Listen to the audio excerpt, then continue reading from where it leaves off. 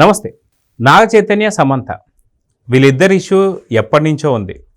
అయితే దీన్ని చిలికి గాలివానలా చేసింది వేణుస్వామి. కానీ నాగార్జున గారు అప్పుడు కూడా రియాక్ట్ అవ్వలేదు. కానీ నిన్న లేటెస్ట్గా కొండా సురేఖ గారి యొక్క వ్యాఖ్యలకు నాగార్జున గారు కూడా స్పందించారు. అయితే ఆ స్పందనను ఎలా చూడాలి ఏంటి అనే దానిపై మనతో పాటు సీనియర్ జర్నలిస్ట్ హేమసుందర్ గారు ఉన్నారు. వారిని అడిగి తెలుసుకుందాం. సార్ నమస్తే. నమస్తే అండి. కొండా సురేఖ గారి వ్యాఖ్యలకి ఫస్ట్ టైం నాగార్జున గారు స్పందించారు. ఎందుకంటే ఎప్పటి నుంచో ఉన్నటువంటి ఒక ఇష్యూ నాగ చైతన్య అండ్ శామ్ది. వీళ్ళిద్దరికి సంబంధించి గత కొన్ని సంవత్సరాలుగా ఎన్నో రకాల రూమర్స్ కావచ్చు, లేదంటే మెసేజ్లు కావచ్చు, ట్వీట్లు చూస్తూ వస్తున్నాం. కానీ ఎప్పుడూ స్పందించినటువంటి ఒక నాగార్జున గారు ఇప్పుడు ఎందుకు స్పందించారు, దీన్ని ఎలా చూడాలి? ఎందుకంటే ఈ ఫ్యామిలీ ఇష్యూని రాజకీయం చేయకూడదు అంటూ మాట్లాడుతున్నటువంటి ఒక నాగార్జున గారి యొక్క వ్యాఖ్యల్ని ఎలా చూడాలంటారు? అంటే నాగార్జున గారు స్పందించారంటే అక్కడ దాకా వచ్చింది అంటే ఎంత డ్యామేజ్ జరిగింది అనేది ప్రధానంగా అర్థం చేసుకోవాలి. చాలా డ్యామేజింగ్గా కొండా సురేఖ గారు మాట్లాడారు. పైగా ఒక మహిళ సమస్య మీద ఇంకో మహిళ అలా మాట్లాడటం అనేది ఒక మహిళ గురించి లేదా కొంతమంది మహిళల గురించి, ఇక్కడ ఒక మహిళ కాదు, సమంత, రకుళ్ళు, ఇలా రకరకాల పేర్లు బయట పెడుతూ మరి ఇంకో మహిళ మాట్లాడటం అనేది మంత్రి హోదాలో ఉండి అది పెద్ద తప్పుగానే చెప్పాల్సి వస్తుంది. అది ఎవరైనా సరే ఖండించాల్సిన అంశమే. ఎందుకంటే వాళ్ళ మధ్యన ప్రైవేట్గా మనం ఎన్నైనా మాట్లాడుకోవచ్చు, కానీ పబ్లిక్గా మనం ఎవరు మాట్లాడరు. ఎన్నైనా ఉన్నా కానీ పబ్లిక్గా మాట్లాడరు. ఎందుకంటే పల్లెటూళ్ళలో కూడా దాదాపు రకరకాలుగా చర్చించుకుంటూ ఉంటారు. ఇది పుకార్లు అంటూ కొన్ని కొట్టేసేవాళ్ళు ఉంటారు. కానీ మనం ఒక హోదాలో ఉండేవాళ్ళు మాట్లాడితే ఏమవుతుందంటే నిజమేనేమో ఇదంతా అనే ఒక విధమైన అభిప్రాయం కూడా కలుగుతుంది. కాబట్టి కొండా సురేఖ గారి వాళ్ళని క్షమించండి అని చెప్పుకున్నా కానీ అది క్షమించడానికి నిజం చెప్పాలంటే మనం ఆవిడ వ్యాఖ్యలు ఒకసారి నోరు జారిన తర్వాత మనం వెనక్కి తీసుకోవడం చాలా కష్టం కూడా. అయితే నాగార్జున గారు కావచ్చు, నాగార్జున గారి ఫ్యామిలీ మాత్రం ఎటువంటి రాజకీయాలకి సంబంధం లేనటువంటి వ్యక్తుల కిందే చూడాలి. వాళ్ళు ఓన్లీ సినీ ఇండస్ట్రీకి సంబంధించి మాత్రమే వ్యక్తులుగా చూడాలి. కానీ ఎందుకని రాజకీయంగా నాగార్జున గారి ఫ్యామిలీని లాగాలనుకున్నారు అంటే ఏం చెప్తారు? అంటే దీనికి రాజకీయ రంగు వచ్చేసిందండి.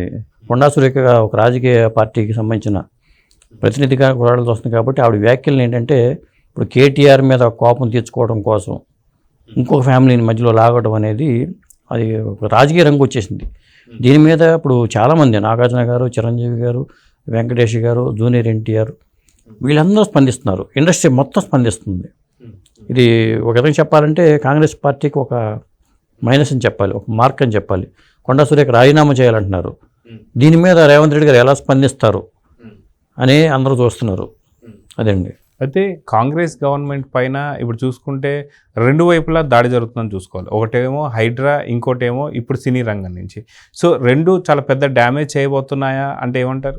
అంటే కొంతమంది ఏమంటారంటే హైడ్రా ఇష్యూని పక్కదారి పట్టించడానికి ఒక రాజకీయంగా ఇలాంటి వ్యాఖ్యలు తీసుకొచ్చారు, అది మరుగున పడిపోవడం అని చెప్పి అంటున్నారు. కానీ అది కాదు, ఇది కావాలని చేసినట్టుగా మనకు అనిపించట్లేదు. ఫ్లోలో మాట్లాడినట్టుగా నేను భావోద్వేగానికి గురయ్యి ఆ ఫ్లోలో మాట్లాడేసాను అన్నట్టుగానే వెళుతుంది ఇక్కడ. అంటే ఇక్కడ మనం వేరే వాళ్ళ నటులు ఇలా మాట్లాడారు ఇట్లా మాట్లాడారు అని పక్కన పెడితే జూనియర్ ఎన్టీఆర్ మాట్లాడిన విషయంలో మళ్ళీ కొంతమంది జూనియర్ ఎన్టీఆర్ ట్రోల్ చేస్తున్నారు. నువ్వు అప్పుడు ఏమేమయ్యావు, మీ ఫ్యామిలీలో జన్మ నువ్వు ఎందుకు స్పందించలేదు, వెంటనే నువ్వు ఎందుకు గట్టిగా మాట్లాడలేదు, ఇప్పుడు మళ్ళీ మాట్లాడతావు అని అది ఒక సపరేట్ ఇష్యూ. జూనియర్ ఎన్టీఆర్ వ్యాఖ్యలు మనం సపరేట్గా చూద్దాం. అది ఇట్లా మిగతా వాళ్ళందరూ కూడా ఇండస్ట్రీ అంతా ఒక తాటి మీదకి వచ్చింది ఇప్పుడు. ఎందుకంటే ఇవాళ నాగార్జున ఫ్యామిలీ గురించి మాట్లాడారు, రేపు ఇంకో ఫ్యామిలీ గురించి మాట్లాడచ్చు. అప్పుడు బదనామం అయ్యేది ఎవరు? ఈ చిన్న ఇండస్ట్రీ వాళ్ళే కదా.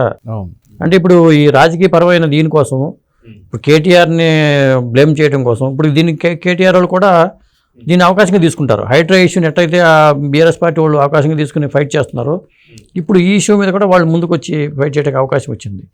అంటే కేవలం ఇది తప్పులే చెప్పాలంటే, తొందరపడి నిర్ణయం. హైడ్రా విషయంలో వాళ్ళు చేసే తప్పు అని పక్కన పెడితే ఈ విషయంలో మాత్రం ఇది డ్యామేజింగ్ ఇష్యూ కానీ చెప్పాల్సి వస్తుంది పార్టీకి. సో కాంగ్రెస్ దీనివల్ల డ్యామేజ్ కాబోతుందా అంటే ఏమంటారు?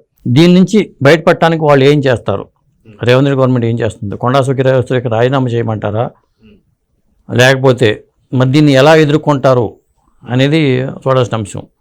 ఇంకొకటి ఏంటంటే కేటీఆర్ని బదనామా చేయడం కోసం ఈ ఇష్యూస్ వీళ్ళందరినీ బయటకు తీసుకురావడం వల్ల ఇప్పుడు ఒక ఆడ కూతురు పెళ్లి చేసుకుని వెళ్ళిపోతుంటే ఆవిడ మీద కూడా ఇట్లా మాట్లాడటం అనేది కరెక్ట్ కాదు కదా. అది చాలా డ్యామేజింగ్ అంశం. అంటే వ్యూహాత్మకంగా ఇంకో మహిళ గురించి ఇంకో మహిళతో మాట్లాడించడం జరిగిందా లేకపోతే ఆ భావోద్వేగంలో ఆ ఫ్లోలో మాట్లాడేశారా, లేకపోతే దీనికి కారణం ఏంటి, ఇలా మాట్లాడించిన కారణం ఏంటి, మాట్లాడించారా లేకపోతే మాట్లాడిందా, ఇలాంటి రకరకాల అంశాలన్నీ దీంట్లో వస్తున్నాయి. ఏదేమైనా నన్ను క్షమించమని ఆ కొండా సురేఖ గారు అన్నా కానీ అది తప్పే. అది దీన్ని ఎలా రెక్టిఫై చేస్తారో, ఆ పార్టీ డ్యామేజ్ని ఎలా పూడ్చుకుంటారనేది చూడాలి. ఎందుకు అయిపోయిన ఇష్యూ అది. సమంత నాగ చైతన్య విడాకులు అనేది ఎప్పుడో జరిగిన ఇష్యూ, అది అయిపోయింది. మళ్ళీ ఎంగేజ్మెంట్ జరుగుతుంది, అంతా జరిగిన వేణుస్వామి లాంటి వ్యక్తి అల్లరి చేసినా కానీ వాళ్ళు బయటికి రాలా. కానీ వాళ్ళ మరి నాగార్జున గారు, అమల గారు వాళ్ళంతా ముందుకు వచ్చి వాళ్ళు సీరియస్ అయ్యారంటే ఇది చిన్న విషయం అయితే కాదు. సో మొత్తానికి దీని గురించి మాత్రం రాజకీయ పరంగా కావచ్చు, లేదా సినీ పరంగా మాత్రం పెద్ద దుమారాన్ని లేపింది. సో మొత్తానికి ఈ ఇష్యూలో ఇక్కడితో చెక్ పడుతుంది అనుకోవాలా, లేదంటే సమస్య ఇంకా పెద్ద గాలివాన్లా తయారవుతుందంటే ఏమంటారు? ఇది వాతావరణం చూస్తుంటే గాలివాన్లా తయారయ్యే పరిస్థితి ఉందండి. కాకపోతే నేను క్షమించండి, నేను కేటీఆర్ని ఉద్దేశించి అన్న మాటలు భావోద్వేగంలో ఇలా మాట్లాడని ఆవిడ చెప్పిన తర్వాత వీళ్ళందరూ కామ్ అయిపోతారో అనిపిస్తుంది. ఎందుకంటే అధికారంలో వాళ్ళ గవర్నమెంట్ ఉంది కాబట్టి గవర్నమెంట్తో వీళ్ళు కూడా ఆవేశంలో ట్వీట్లు చేసుకున్నారు. కానీ ఇక దీన్ని ఎట్టబడి ముగింపు పలికితే బెటర్ అనే ఉద్దేశంతో సమయంతో ఉండొచ్చు అనిపిస్తుంది. లేకపోతే దీన్ని రాజకీయం చేస్తే కేటీఆర్ వాళ్ళు బాగా దీన్ని ఉపయోగించుకుని ముందుకు వెళ్ళిపోతే మాత్రం దీన్ని మళ్ళీ పూడ్చుకోలేని నష్టం అయితే జరుగుతుంది పార్టీకి. అంటే మొత్తం ఈ అంశాన్ని మొత్తానికి కూడా మెయిన్ ప్రధానమైనటువంటి ఒక ఏంటి అంటే phone tapping. So phone tapping ఒకవేళ కేసీఆర్ కానీ లేదా కేటీఆర్ కానీ లేదా బీఆర్ఎస్ వర్గాలు కానీ ఒకవేళ దీని మీద ఎక్కువగా మాట్లాడితే ఫోన్ ట్యాపింగ్ విషయాలు కూడా బయటపడే అవకాశాలు ఉన్నాయి అతి తొందరలో అని చెప్పి కొన్ని వార్తలు అయితే వస్తున్నాయి. ఒకవేళ ఫోన్ ట్యాపింగ్ విషయాలు ఏమైనా బయటపడితే మనకు బీఆర్ఎస్ ఇరుక్కోబోతుందని కూడా వార్తలు వస్తున్నాయి. దాంట్లో ఎంతవరకు నిజం ఉంది? అది కూడా కరెక్టే. ఇప్పుడు దీన్ని ఇక్కడతో ఆపేద్దాం కేటీఆర్ అనుకుని కామ్ అయిపోతే ఎటువంటి ఇది ఉండదు. దీన్ని కవర్ చేసుకోవడానికి వాళ్ళు బయటపడి అనుకోండి, ఫోన్ ట్యాపింగ్ మొత్తం బయటకు లాగుతారు. అవన్నీ మరింత రచ్చరచ్చ అయ్యే అవకాశం అయితే ఉంది. ఫోన్ ట్యాపింగ్ అప్పటిదాకా అయిపోయింది, ఇష్యూ అయిపోయింది. ఇప్పుడు అసలు ఫోన్ ట్యాపింగ్లో ఎవరెవరు ఫోన్ ట్యాప్ జరిగినాయి, ఏమేమి మాట్లాడుకున్నారు, ఎలాంటి అంశాలు బయటకు వచ్చినాయి, గవర్నమెంట్ వాళ్ళ చేతిలో ఉంది కాబట్టి అవన్నీ తీసుకొచ్చారు అనుకోండి, మళ్ళీ వాళ్ళు డ్యామేజ్ అయ్యే అవకాశం ఉంటుంది. మరి అది చూసుకుంటారు, వాళ్ళు కూడా బ్యాలెన్స్ చేసుకుంటారు. మనం మాట్లాడటం మంచిదా, దీన్ని ఇష్యూ చేయడం పార్టీకి ఏ మేరకు మనకి బీఆర్ఎస్ పార్టీకి నష్టం జరుగుతుందా లేకపోతే లాభం అయితే మనం ఏం చేయాలి, ఇలాంటి అంశాలు లెక్కలన్నీ వేసుకుంటారు. మొత్తానికి కొండా సురేఖ మాటలు రాజకీయ పరంగా రంగు పులుముకున్నాయి. అది సినిమా ఇండస్ట్రీ మీద కోపంతో కాకుండా రాజకీయపరమైన దురుద్దేశంతోనే జరిగినట్టుగా ప్రజల్లోకి వెళ్ళిపోయింది ఈ ఇష్యూ. సో చూద్దాం సార్, ఖచ్చితంగా ఈ ఇష్యూ అనేది గాలివాన్లా మారబోతుందా లేదా సమస్య పోతుందా అనేది చూద్దాం. మరి నమస్తే.